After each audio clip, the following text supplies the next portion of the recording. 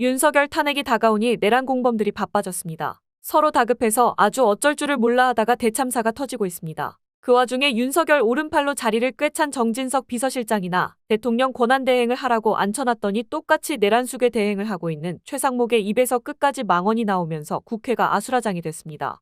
윤석열의 계엄을 두고 정당한 계엄인데 뭐가 문제냐고 내뱉었다가 제대로 끝나게 생겼습니다. 모든 건 뿌린 대로 거두는 법입니다. 오늘도 구독, 좋아요와 함께 정치사수 시작해보겠습니다. 네, 우리 대통령 권한대행님, 네, 그 문건 쪽지 문건을 받으셨다고 하면서도 내용은 관심이 없고 확인을 안 했다고 하셨는데 사실 참 국무위원으로서 그리고 가장 중요한 경제장관 입장에서 그 중차대한 계엄이 선포됐음에도 불구하고 그 문건을 확인을 안 했다는 그 자체가 저는 이해를 못하는 것 같아요.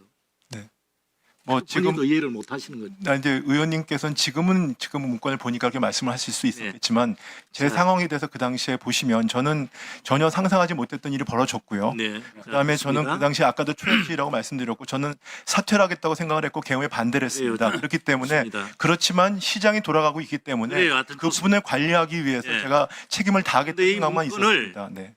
김용현 전 국방장관은 헌법재판소에서 본인이 작성해서 대통령께 보고를 했다. 이렇게 지금 진술을 하고 있고요. 네.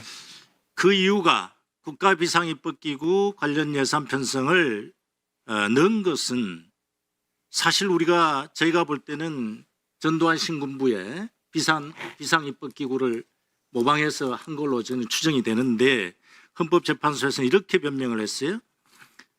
민생 살리기 법안이 많이 있었고 경제가 어려웠기 때문에 비상경제 조치를 하기 위한 기구를 편성하기 위한 거였다. 동의하십니까? 저는 그 정확히 무슨 말씀인지 이해를 못하고 있습니다. 이해를 못하죠. 네. 그러면서 그 당시에 여러 가지 대통령께서 평소에도 대수비 회의에서나 장관들에게도 재정경제명령 등 비상조치를 말한 적이 있다. 각종 회의에서 우리 대행께서 이런 대통령의 말씀을 들은 적이 있나요? 저는 없습니다. 없죠? 이렇게 변명을 하고 있는 거예요. 그 상황이 재정경제명령을 헌법 제76조에 의해서 할 수 있는 요건이 따로 있지 않습니까? 네, 있습니다. 자, IMF 때도 안 했죠. 네. 예, 제가 기억하기에는 김영삼 정부 때 금융실명제를 시행하기 위해서 재정경제명령을 한 걸로 기억하고 있어요. 네, 맞습니다. 그 정도로 긴급한 어떤 보안을 유지하면서 경제적인 여파를 최소화시키면서 할 수 있는 최소한의 요건이 있을 때 하는 거잖아요. 그런데 이때 재정경제명령을 하고 그 기구를 기획재정부에다 설치하기 위한 예산이었다. 이렇게 지금 변명을 하고 있는 거죠. 그러면 기재부 장관께서도 모르시고 이 국방부 장관이 직접 작성을 해가지고 대통령을 통해서 전달을 했다는 거예요. 물론 우리 대검 차장님 와 계시죠? 수사 과정에서는 이 비상입법기구에 대해서 김용현 피고인이 뭐라고 진술했는지 물론 수사 중이기 때문에 답변 못 하시겠죠? 현재 그 수사 중이고 재판 중이라서 답변 드리는 것 적절히 마이크를 좀 켜드려요. 그 자체는 그 이 비상입법기구 헌재에서 김용현 피고인이 진술했던 대로 진술했습니까? 예, 지금 현재 그 부분에 관련해서 재판 중이고 수사 중이기 때문에 제가 여기서 답변 드리는 건 적절치 않은 것 같습니다. 네. 그래서 이 부분에 대해서 어떤 측면에서는 국회 해산과 국회를 기능을 마비하기 위한 조치를 지시를 했음에도 불구하고 이제 와서 변명을 하고 있는 겁니다. 이게 지금 문제예요. 그리고 헌재 재판관 임명과 관련해서 우리 대행께서는 여러 가지 여야 합의를 전제를 지금 하고 계시는데 헌법재판소의 태생 자체가 헌법재판은 사법재판이 아니지 않습니까? 그렇게 이해하고 계시죠? 네, 일단 예. 그렇기 때문에 본질적으로 태생적으로 정치적인 재판을 할 수밖에 없는 상황입니다. 헌법재판 자체가 정파의 공정성을 위해서 탄생된 기관 아닙니까? 그리고 더더군다나 지금 여당 의원님들께서 헌법재판관의 개별적인 어떤 정치적인 성향이나 어떤 개인적인 소견이나 이런 부분에 대해서 문제를 제기하시면서 헌법재판소의 공정성을 지금 탄핵을 지금 하고 있는데, 예를 들어서 개별적으로 볼 때 헌법재판소 현재 대행도 당시에 여야가 합의해서 국회 의견으로 선출한 겁니다. 그럼 지금 문제를 제기할 수가 없는 거죠.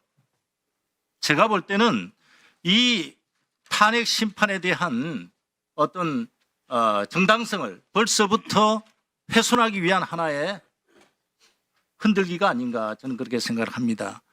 그리고 여야 합의, 이게 지금 대행께 제가 여쭙겠는데요. 자, 마은혁 재판관도 여야 원내대표가 합의를 했어요. 그러나 그 이후에 여당 쪽에서 합의를 깨고 인사청문회에 참여를 안 했습니다. 그리고 국회 본회의를 열어서 의결을 해서 보냈어요. 그럼 이게 국회 의사입니까? 누구의 의사죠?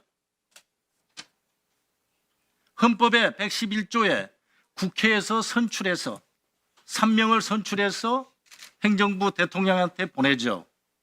헌법에 어떻게 기재되어 있습니까? 국회에서 선출한 3명은 임명한다라고 되어 있습니다. 의무사항 아닙니까? 그래서 이러한 그리고 여야 합의, 정당 간의 합의가 안 되면 국회의사로서 차선책으로 다수결의 원리에 의해서 국회의사를 표시를 해야 되지 않습니까? 그 자체가 국민 주권을 위임받아서 국회가 의사를 표시해서 선출한다 이래 되어 있습니다. 지명한다가 아닙니다. 그러면 임명을 안 할 수가 없는 거 아닙니까? 그 자체가 헌법 위반 아닙니까? 대행께서는 어떻게 지금 그 부분에 대해서는 판단을 하십니까? 일단 아까 제가 말씀드린 것처럼 여야의 그 합의 관행을 존중을 해서 제가 임명을 한 것이고요. 그다음에 여야 합의를 기다리고 있습니다. 다만 지금 구체적으로 말씀한 법률 논점에 대해서는 지금 현재 심리 중이기 때문에 제 답변드리는 적절치 않은 것 같습니다. 여야 합의를 기다리고 있다고 하시는데 이미 국회 의사가 표시돼가지고 지금 국회에서 선출을 했어요. 그 어깨가 있다. 예, 이사님. 다른 것들은 다 생략한 거 하나만 확인하겠습니다. 그 어제 헌법재판소 변론에서 그 윤석열 피고인 측 대리인 질의에 이렇게 답변을 하셨습니다. 어제 답변하신 내용입니다. 대통령님께서 아마 인지하고 계신 건 저희가 총을 안 들고 들어갔다는 것까지 다 말씀을 드렸거든요. 계속 똑같은 얘기를 드렸어요. 즉 계엄 이런 말씀하셨죠. 네. 어제 예. 즉 그러니까 계엄 선포 당시 윤석열 대통령과 통화 사실은 명확히 이 내용의 반추에 볼 때 있었다는 거잖아요. 그렇습니다. 네, 됐습니다. 네. 그 오늘 대표로 합참의장님 나오셨으니까요. 저희들이 오늘도 그렇지만 이 국정조사 과정에서 군의 명예에 대해서 많은 논의가 있고 생각 다름 차이가 있었습니다. 합참의장님께서 생각하시는 군의 명예라는 게 대체 뭡니까? 군의 명예라는 것은 군인에서의 명예가 있고, 군은 국가와 국민의 군대이기 때문에 국가와 국민에게 충성하는 것이 가장 가치 있는 명예라고 생각합니다. 즉 국민. 네, 국민이 가장 중요하다고 저는 생각이 듭니다. 그래서 우리가 오늘 이 계엄 상황을 놓고 군의 명예가 실추됐다 이런 이야기를 자주 하는데, 그 이야기를 하기 전에 이번에 계엄을 통해서 군이 국회와 선관위 이런 데 나오면서 국민들이 받으셨을 상처, 아픔 이런 걸 먼저 생각을 꼭 했으면 좋겠고요.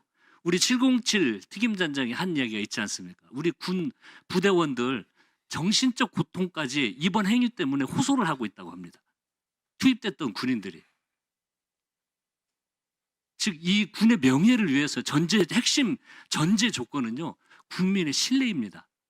국민의 뜻이고, 그리고 이번 행위 때문에 정말 진정한 국민으로부터 신뢰받는 군의 명예를 다시 찾기 위해서 얼마나 많은 노력이 있어야 되겠습니까? 그 신뢰를 찾기 위해서. 그래서 군의 명예를 이야기하기 전에 이번 조사를 통해서 국민이 받으셨을 상처, 군은 그걸 먼저 생각 꼭 좀 하고 앞으로 이런 일이 다시는 일어나지 않도록 합참원장님이 좀 두조적으로 노력을 이 부분에 좀 집중하셔야 되겠다, 이런 당부의 말씀을 하나 드리겠습니다.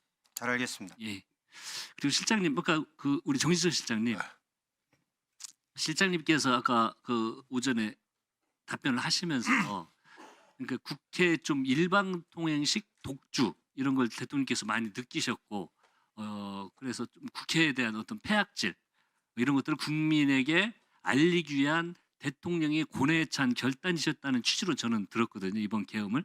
지금도 우리 실장님 그렇게 이해를 12.12 담화에서 그런 표현이 있습니다. 그러니까 그 담화에서 그걸 했는데 그런 고뇌에 찬 결단을 이해하신다는 취지로 이해를 하셨거든요.